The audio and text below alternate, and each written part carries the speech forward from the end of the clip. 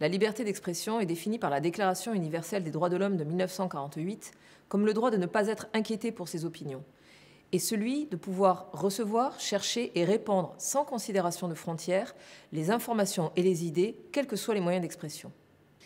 Ce principe est aussi présent en France dans la Déclaration des droits de l'homme et du citoyen de 1789 et est garanti par la Constitution de la Ve République. Le délit d'entrave à la liberté d'expression est donc puni par le Code pénal. Mais comme partout et comme toujours, il peut arriver que cette liberté soit menacée, tout comme ceux qui la défendent. L'actualité nous montre malheureusement trop souvent la nécessité de veiller au respect et à la défense de la liberté d'expression, qui est, avec la liberté d'opinion, le socle sur lequel repose l'ensemble du principe démocratique et des libertés individuelles et collectives. Au musée départemental de la Résistance et de la Déportation, la période de la Seconde Guerre mondiale nous donne à voir comment cette liberté a pu être menacée, parfois presque réduite au silence, mais comment aussi elle a pu survivre, parfois sous des formes très originales, quels que soient les dangers encourus, pour la préservation et le rétablissement de la démocratie. Cette visite vous propose donc de découvrir différents objets, archives et témoignages issus des collections du musée et qui illustrent ce combat toujours d'actualité.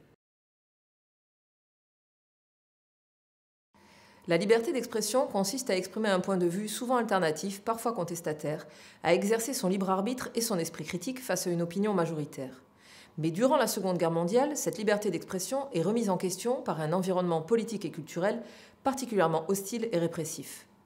C'est ce que nous apprennent un certain nombre de cartes d'arrestation de la période, comme celle d'Émile Birbé que vous pouvez découvrir ici.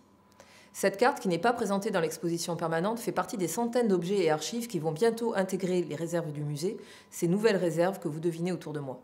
Mais que sait-on au juste de cet Émile Birbé ? Peu de choses au final. On sait qu'il est arrêté en août 1941 par la police de Vichy pour avoir tenu des propos outrageants à l'adresse du chef de l'État et du gouvernement. Cet ouvrier ajusteur né dans le Tarn est donc fiché et inculpé pour avoir tenu publiquement des propos qui sont considérés alors comme un outrage à l'égard des pouvoirs publics. La notion d'outrage est encore présente aujourd'hui dans le droit français, mais bien évidemment, les contours qu'elle prend sont bien différents de celles que connaît Émile Birbé au moment de son inculpation. Un petit rappel pour comprendre dans quel contexte a lieu cette arrestation. La République a été abolie le 10 juillet 1940 par le maréchal Pétain et a été remplacée par l'État français. Dans ce régime autoritaire et personnel, toutes les instances démocratiquement élues ont été remplacées par des instances nommées par le gouvernement qui lui sont bien sûr dévouées. La Révolution nationale devient alors le nouveau programme politique du régime autour de valeurs traditionnelles et réactionnaires incarnées par la devise « Travail, famille, patrie ». Toutes les libertés qui avaient été suspendues pendant la guerre sont alors supprimées. Liberté d'opinion, d'expression, droit de grève, de manifestation, de vote, elles sont toutes visées. La population est surveillée et on ne peut plus librement se rassembler sur l'espace public, notamment le 11 novembre et le 14 juillet qui sont bien évidemment des dates symboliques pour la nation républicaine. La Haute-Garonne est donc certes épargnée par l'occupation nazie jusqu'en novembre 1942, mais elle ne l'est pas par les effets de la dictature du régime de Vichy.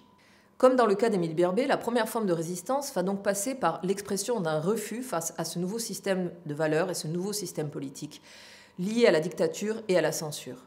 Des hommes et des femmes, comme Émile Birbé, vont ainsi continuer à s'exprimer librement, mais surtout de façon spontanée, isolée et informelle. Mais à y regarder de plus près, ceux qui, dès 1940, s'expriment en faveur de la liberté d'expression ont généralement des profils assez ressemblants. Ce sont souvent aussi les premiers persécutés au nom des valeurs qu'ils incarnent et qui viennent menacer celles du nouveau régime. Étrangers, communistes, francs-maçons, syndicalistes, intellectuels, ils s'opposent au régime autoritaire qui se met en place pour défendre la solidarité et rétablir les libertés. Face à eux, la popularité du maréchal Pétain et de son nouveau régime sont garanties par le culte de la personnalité et la propagande qui sont mis en place. Les premières contestations naissent donc d'individus et de petits groupes qui cherchent à éveiller les consciences au nom de la défense des principes démocratiques et du pluralisme. Mais le point de vue qu'ils expriment est censuré et même rapidement réprimé. Même si dans l'état actuel de nos sources, nous ne savons pas ce qu'il est advenu d'Émile Birbé, d'autres cas similaires nous ont enseigné que s'exprimer publiquement sous Vichy peut conduire en prison. Les voix qui osent alors s'élever sont évidemment extrêmement minoritaires. Dans un contexte où la liberté d'expression n'est plus un droit sous le régime de Vichy comme sous n'importe quel autre régime non démocratique, la première forme de résistance va donc parfois passer par la parole, un simple nom de protestation, un nom de désobéissance aussi, qui est aussi une forme d'engagement, tant les conséquences peuvent être lourdes. Nous allons le voir, dire non peut aussi se faire par l'écrit, de façon collective et dans le but de diffuser ses idées auprès du plus grand nombre.